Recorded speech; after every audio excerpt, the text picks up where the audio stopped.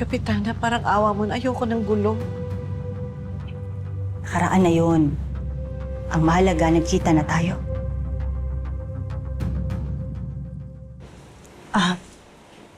Pwede ba kitang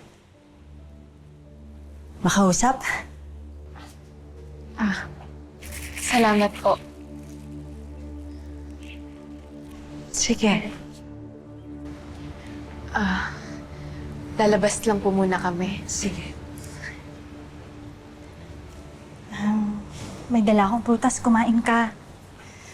Para nang sa ganun, gumaling ka kaagad. Nakakahiya naman.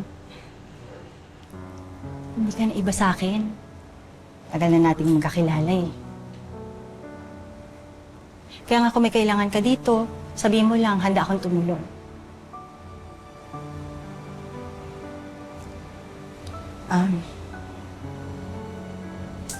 Alma, alam kong naging masalimuot yung nakaraan natin. Kaya hindi kita masisisi kung hindi ka magtiwala sa akin. Hindi naman sa ganun, Kap. Kaya lang, ayoko na ng gulo ngayon eh. Alma, gusto ko sanang humingi ng tawad sa lahat ng kasalanan ko. Lahat na nagawa kong mali sa'yo, kay Elias, sa pamilya mo,